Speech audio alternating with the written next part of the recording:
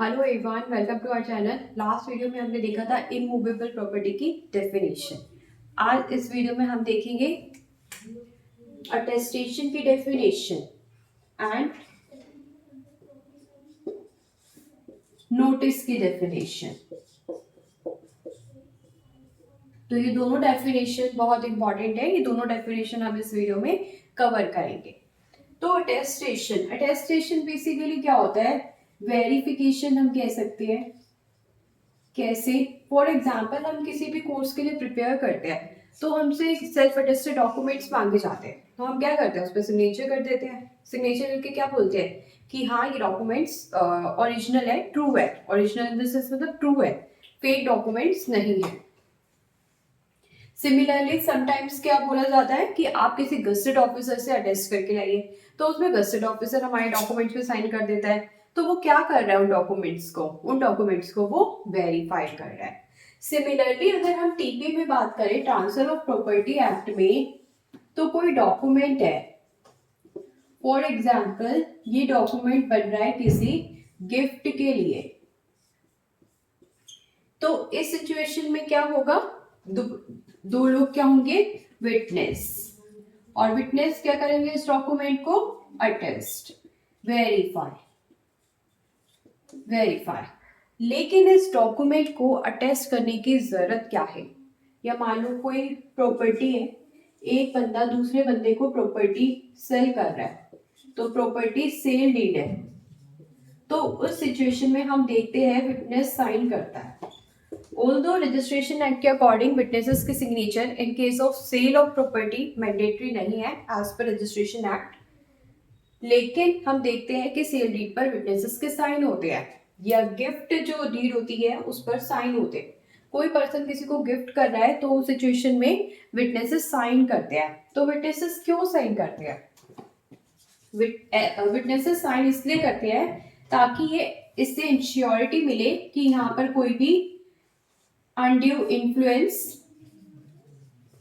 या फिर किसी भी तरीके का फोर्स यूज नहीं हुआ है, ये आउट ऑफ फ्री विल किया गया है।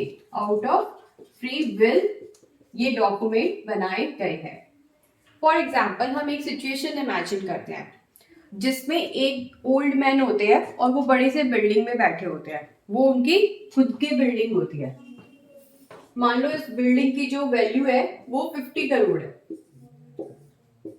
कितनी है? 50 करोड़। अब यहाँ पे आ जाते हैं कुछ डाकू, आ जाते हैं इनकी प्रॉपर्टी में। तो अब वो क्या करते हैं?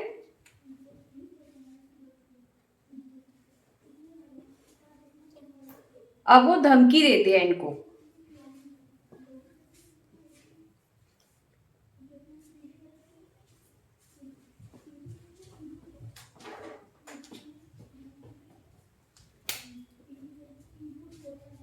कोई डाकू आ जाते हैं इसकी प्रॉपर्टी पर, ठीक है, यहाँ पर। अब वो धमकी देते हैं इसको कि ये प्रॉपर्टी हमारे नाम कर दे, नहीं तो हम तुझे मार देंगे। और यहाँ पर है हमारा एक पर्सन जिसकी ये प्रॉपर्टी है, ठीक है, इसकी ये प्रॉपर्टी है। तो अभी कहते हैं कि चलो हमें जल्दी से ये प्रॉपर्टी हमारे नाम कर दो, ये डॉक्यूमेंट्स पे साइन वगैरह करके जल्दी से हमारे नाम कर दो। तो ऐसे सिचुएशन में इस प्रॉपर्टी को कैसे लिया है?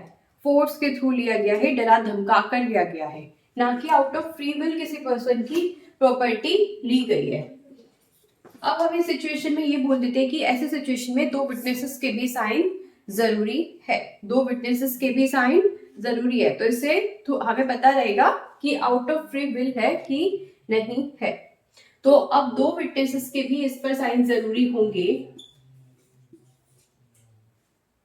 तभी ये वैलिड डॉक्यूमेंट होगा, अदरवाइज ये वैलिड डॉक्यूमेंट नहीं होगा।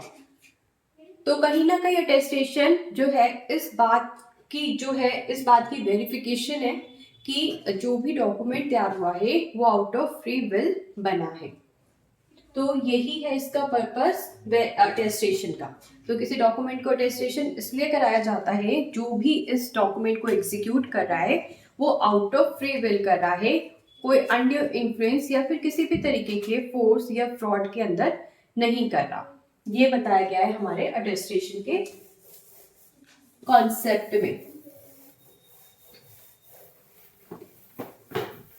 अब हम मानते हैं जैसे एक डॉक्यूमेंट तैयार हो रहा है रजिस्ट्रार के सामने, सब रजिस्ट्रार के सामने हमारी एक गिफ्ट डीड बनकर तैयार हो गए। अब उसको कौन कौन साइन करेगा? एग्जीक्यूटेंट। ये है हमारी गिफ्ट डीड। अब इस पर कौन कौन साइन करेगा?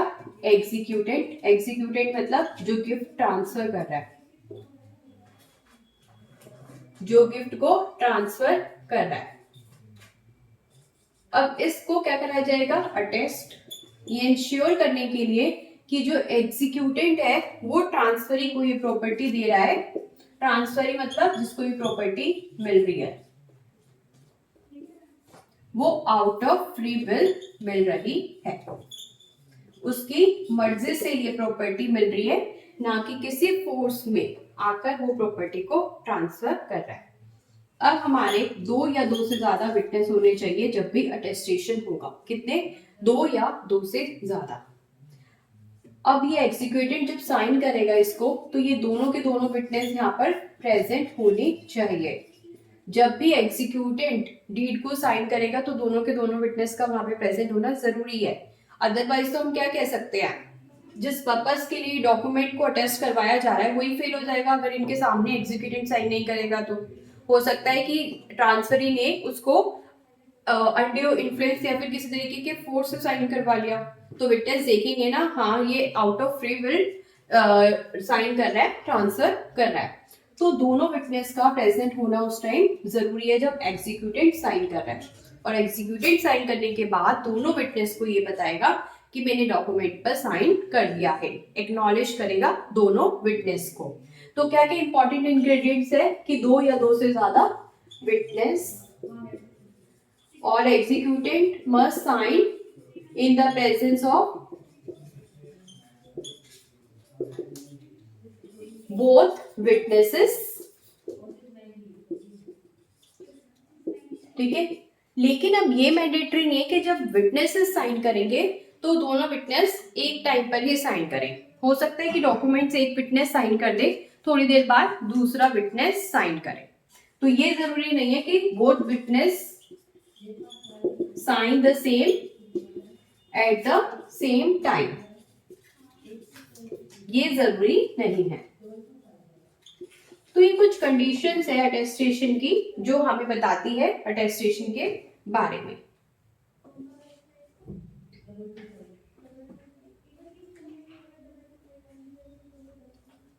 अब जो एक इंपॉर्टेंट चीज है जो हमें अटेस्टेशन के बारे में पता होनी चाहिए वो ये है कि अटेस्टेशन किस किस केस में जरूरी होता है।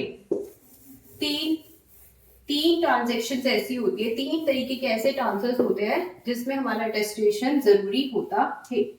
वो क्या है? Will, gift and mortgage.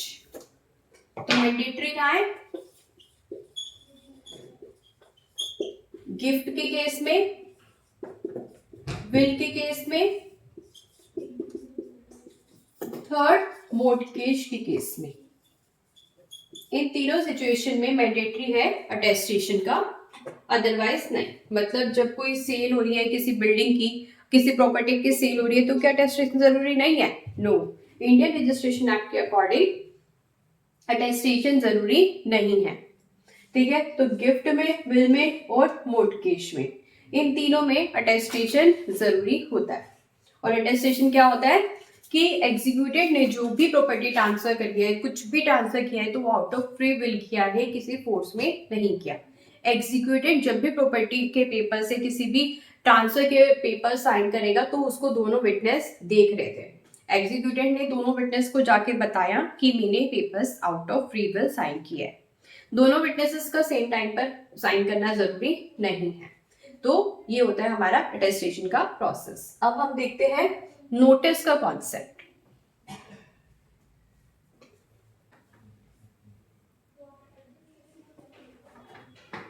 अब हम देखते हैं नोटिस का कॉन्सेप्ट। नोटिस का मतलब क्या होता है?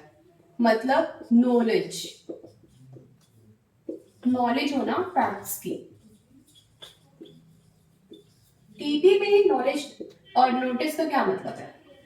फॉर एग्जाम्पल ए है एक पर्सन, वो जो है बी को अपनी प्रॉपर्टी सेल कर देता है, उसने अपनी प्रॉपर्टी बी को सेल कर दी। थोड़े दिनों बाद उसने अपनी प्रॉपर्टी यही वाली सी को भी सेल कर दी। अब सी ने इस प्रॉपर्टी को खरीद लिया। अब दो कंडीशन हो सकती है, हो सकता है सी को इस बात की नॉलेज थी कि उसने ऑलरेडी बी को ये सेल कर रखी है, और एक सिचुएशन हो सकती है जब सी को ये बात ना पता हो कि उसने ऑलरेडी ये प्रॉपर्टी बी को सेल कर रखी है। तो अगर उसे नॉलेज नहीं हुई तो ये सेल कैसी हो जाएगी? वैलिड। मतलब जो सी को प्रॉपर्टी मिली है उस पर सी का टाइटल वैलिड रहेगा। और अगर उसे नॉलेज थी कि बी को सेल कर चुका है, फिर मुझे भी सेल कर रहा है, तो फिर ये कैसी हो जाएगी ट्रांजैक्शन? इनवैलिड। अभी ट्रांजैक्शन कैसी हो जाएगी? इनवैलिड। तो इसमें सबसे ज्यादा इंपॉर्टेंट रोल किसका आया? नॉलेज का। तो नॉलेज के बेसिस पर ट्रांसफर वैलिड या फिर इनवैलिड डिक्लेयर होती है। तो इतनी इंपॉर्टेंस है नोटिस की। बेसिकली नॉलेज ही तो नोटिस होता है। तो ऐसे सिचुएशन में बस ये प्रूव करना होता है कि हमें नॉलेज थी या नहीं थी, और उस पर डिपेंड करेगा कि ट्रांजैक्शन जो है वो वैलिड थी या नहीं थी। तो अब हम बात करें नोटिस की, तो नोटिस हमारे पास होते हैं टू टाइप्स के। कितने टाइप्स के? टू टाइप्स के। कौन कौन से? एक होता है एक्चुअल नोटिस और एक होता है कंस्ट्रक्टिव नोटिस। एक्चुअल नोटिस और कंस्ट्रक्टिव नोटिस। एक्चुअल नोटिस मतलब कि एक खुद जाकर सी को बताए कि ये प्रॉपर्टी तो मैंने पहले बी को बेच रखी है, या फिर कोई और सी को बताए कि ये प्रॉपर्टी तो बी, कोई और बताए कि ये प्रॉपर्टी तो ऑलरेडी बी को बेची हुई है और अब वो तुम्हें बेच रहा है, ठीक है। या फिर ये खुद ही बता दे कि बी को मैंने बेची हुई है, तो वो होती है एक्चुअल नोटिस। तो डायरेक्ट नॉलेज यहां पर आती है। डायरेक्ट या फिर डेफिनेट नॉलेज जो है होती है, तो ऐसे सिचुएशन में हम कहते हैं कि वो एक्चुअल नोटिस था। और ये जो बात कही जा रही है वो रिलेटेड ट्रांजैक्शन से ही बताई जा रही है। रिलेटेड ट्रांजैक्शन की ही इसे नॉलेज है। हो सकता है जो सी को नॉलेज हो वो दूसरी प्रॉपर्टी के बारे में बात कर रहा हो, तो दूसरी प्रॉपर्टी किसने किसको बेची उससे क्या ही मतलब, क्या ही मतलब। तो जो भी प्रॉपर्टी बिक रही है, जो भी सी खरीद रहा है, उस प्रॉपर्टी से ही रिलेटेड होनी चाहिए वो नॉलेज, ठीक है। और जो हमारी पार्टीज है, पार्टीज को ही इन्फॉर्म किया जाना चाहिए। अगर ए ही सी को बता रहा है कि हाँ मैंने तो ये प्रॉपर्टी बी को ट्रांसफर करी हुई है, तब डायरेक्ट नोटिस या एक्चुअल नोटिस माना जाएगा। थर्ड पर्सन आके अगर सी को बता रहा है कि ये प्रॉपर्टी जो है इसकी नहीं है, इसने किसी और को बेच दी है, तो वो एक्चुअल नोटिस की कैटेगरी में फॉल नहीं करेगा। तो पार्टी, जिस पार्टी के हम बारे में बात कर रहे हैं, उनको ही नॉलेज होनी चाहिए और उसी ट्रांजैक्शन से रिलेटेड बातें होनी चाहिए और डेफिनेट नॉलेज होनी चाहिए, ये नहीं कि इधर उधर से आई हुई बातें हो। अब हम देखते हैं कंस्ट्रक्टिव नोटिस क्या कहता है। कंस्ट्रक्टिव नोटिस क्या कहता है? अब कोई भी प्रॉपर्टी खरीदेगा तो कोर्ट में यही बोलेगा कि मुझे तो नॉलेज नहीं थी कि ये प्रॉपर्टी इसने ऑलरेडी बेच रखी है। तो इसलिए आया हमारा कंस्ट्रक्टिव नोटिस का कॉन्सेप्ट। इसलिए हमारा कंस्ट्रक्टिव नोटिस का कॉन्सेप्ट। फॉर एग्जाम्पल, अब कोर्ट में बात चली गई और लड़ाई होने लग गई, किसके बीच में? बी, सी और ए के बीच में। बी कह रहा है प्रॉपर्टी मेरी है, सी कह रहा है प्रॉपर्टी मेरी है। तो सी क्या कहेगा? मुझे तो पता ही नहीं था कि उसने बी को बेच रखी है, तो ये ट्रांजेक्शन क्या है? वैलिड। और बी कहेगा कि ए ने तो मुझे प्रॉपर्टी बेची थी, ये मेरी प्रॉपर्टी है, दिस इज माय प्रॉपर्टी। तो इस तरीके से डिस्प्यूट चलेगा। तो अब कोर्ट क्या करेगा? अब कोर्ट ये देखेगा क्या सी को कंस्ट्रक्टिव नोटिस था, मतलब नॉलेज थी कंस्ट्रक्टिव वे में, मतलब इसके 5 इंग्रेडिएंट है। पहला है जो बात करता है willful abstention from inquiry और नॉलेज। सेकेंड है इसका, सेकेंड इंग्रेडिएंट क्या है इसका, ग्रॉस नेग्लिजेंस। अब हम बात कर रहे हैं कंस्ट्रक्टिव नोटिस की। ग्रॉस नेग्लिजेंस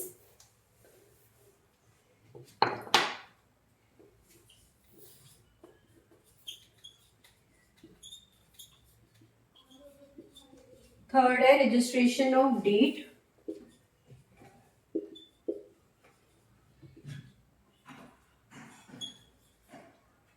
फोर्थ है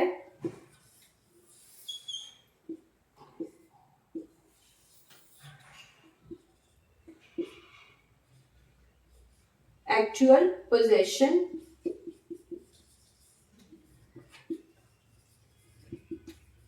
एंड फिफ्थ है इम्प्लाइड नोटिस। तो ये 5 जो है कंस्ट्रक्टिव नोटिस की कैटेगरी में फॉल करती है। 5 सिचुएशन कौन कौन सी है, विलफुल एब्सटेंशन फ्रॉम इंक्वायरी और नॉलेज। इसका क्या मतलब है, हमने अपनी सिचुएशन ली कि ए ने बी को प्रॉपर्टी बेची, फिर ए ने सी को भी प्रॉपर्टी बेची। अब हम चेक करें कि सी को नॉलेज थी कि नहीं, एक्चुअल नॉलेज तो नहीं थी। अब हम देखते हैं कंस्ट्रक्टिव नोटिस सी की नहीं थी।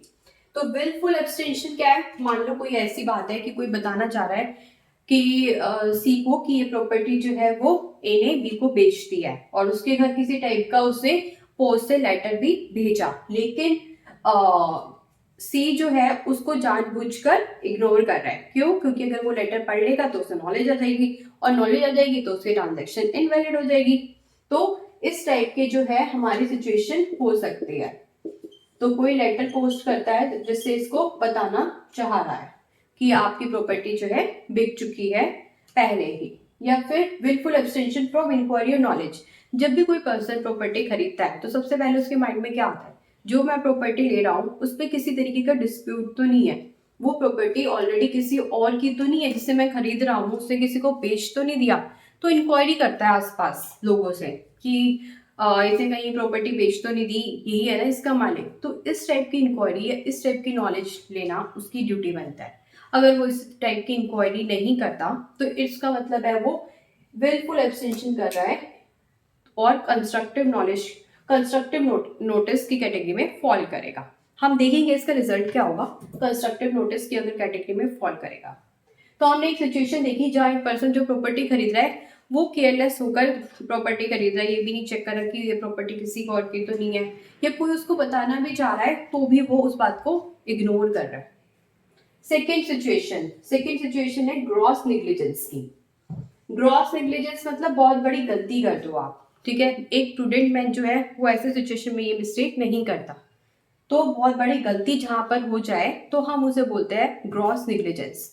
फॉर एग्जाम्पल इसमें एक केस स्टडी थी जिसमें क्या होता है, एक पर्सन एक बैंक से जो है लोन लेता है, एक पर्सन एक बैंक से लोन लेता है,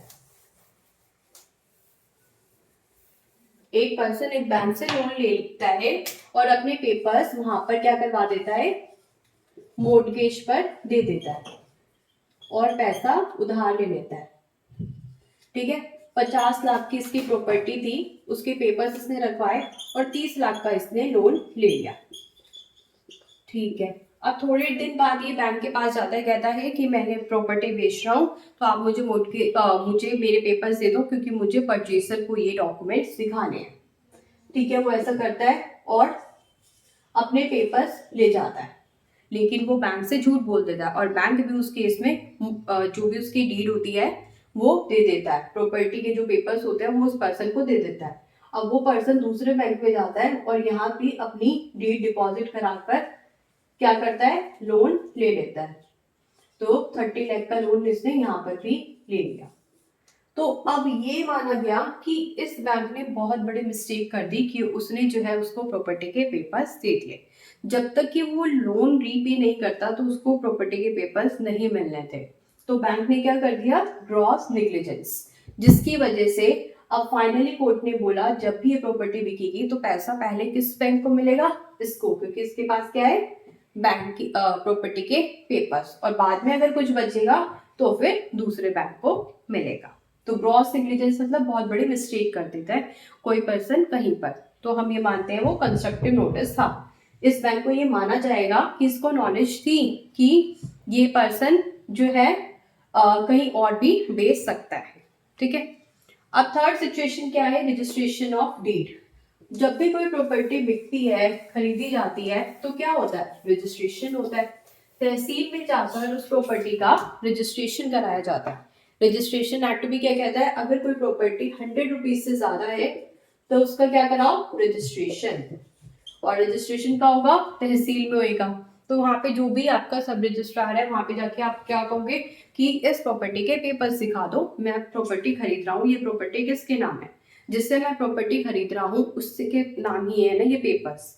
पिछली पुरानी चेन पूरी की पूरी दिखेगा कि ये प्रॉपर्टी किसने किसको बेची है, फिर किसने किसको आगे ट्रांसफर करी है। तो मतलब पर्टिकुलर जो है 20 से 25 साल का वो जो है सारा का सारा डाटा पिछला भी चेक करेगा, पिछली पूरी चेन चेक करेगा। और ये देखेगा जिस भी से मैं प्रॉपर्टी परचेज कर रहा हूँ उसका तहसील में नाम चढ़ा हुआ है कि नहीं, तहसील के जो भी रजिस्टर है उसमें। ठीक है। तो ये सारी चीजें चेक करनी होती है एज पर रजिस्ट्रेशन डीड, और कोर्ट ये मान लेगा कि आपने काम कर लिया है। तो रजिस्ट्रेशन ऑफ डीड यही बात बताता है।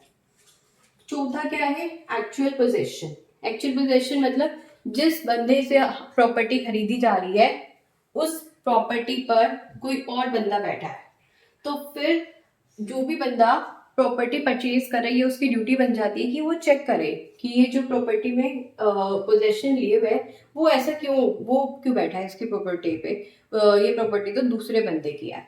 तो ऐसे सिचुएशन में एक्चुअल पोजेशन को भी चेक करना चाहिए।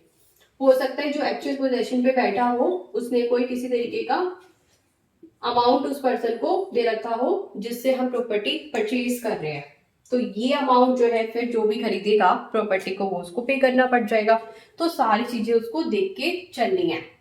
तो कोर्ट ये मान लेगा कि उस पर्सन को इस बात की नॉलेज थी कि आपको इस पर्सन का लोन देना है और आपको इसका लोन देना पड़ेगा अगर आप वो प्रॉपर्टी परचेज कर लेते हो। Employed notice. इम्प्लॉयड नोटिस में क्या बात की गई है, समटाइम्स क्या होता है जो प्रॉपर्टी परचेज की जाती है वो डायरेक्ट उस पर्सन से नहीं परचेज की जाती जो उसका ओनर होता है, तो किससे परचेज की जाती है, उसके एजेंट से। और वो एजेंट कैसा होता है, वो उसी ट्रांजैक्शन के लिए अपॉइंटेड एजेंट होता है। तो ऐसी सिचुएशन में अगर जो भी सेलर है प्रॉपर्टी का वो कोई नॉलेज इसको दे देता है तो ये मान लिया जाएगा कि ये नॉलेज ओनर को ही दे दी गई है, लेकिन इंटेंशन जो है वो सही होनी चाहिए। नॉलेज इस इंटेंशन से नहीं दी जानी चाहिए कि वो ओनर तक ना पहुंचे। तो जो भी पास ऑन कर रहा है इंफॉर्मेशन एजेंट को वो इस इंटेंशन से करेगा कि ओनर को वो एजेंट बता देगा सारी बातें, और ये मान लिया जाएगा कि ओनर को नॉलेज थी। तो 5 जो सिचुएशन में कोर्ट क्या मान लेता है कि नॉलेज थी किसको, जो भी बायर है उसको, कि प्रॉपर्टी पे कुछ ना कुछ गड़बड़ है। और ये किस तरीके की एजम्पशन लेता है हमारा कोर्ट, कि कैसी प्रिजम्पशन होती है, इररिब्यूटेबल। कैसी, इररिब्यूटेबल मतलब जिसे डिस्प्रूव नहीं किया जा सकता। सामने वाला अगर एविडेंस भी दे दे कि मुझे नॉलेज नहीं थी, मुझे नॉलेज नहीं थी, तो भी जो है कोर्ट इस बात को नहीं मानेगा। तो इररिब्यूटेबल काइंड की ये प्रिजम्पशन कोर्ट लेता है। तो ये था कंस्ट्रक्टिव नोटिस का कॉन्सेप्ट। तो नोटिस कितने टाइप के होते हैं, 2 टाइप के, और नोटिस की कितनी इंपॉर्टेंस होती है किसी भी ट्रांजेक्शन में, किसी भी ट्रांसफर में, वो हमें समझ आ गया। तो नेक्स्ट वीडियो से देखेंगे नेक्स्ट कॉन्सेप्ट। Thank you.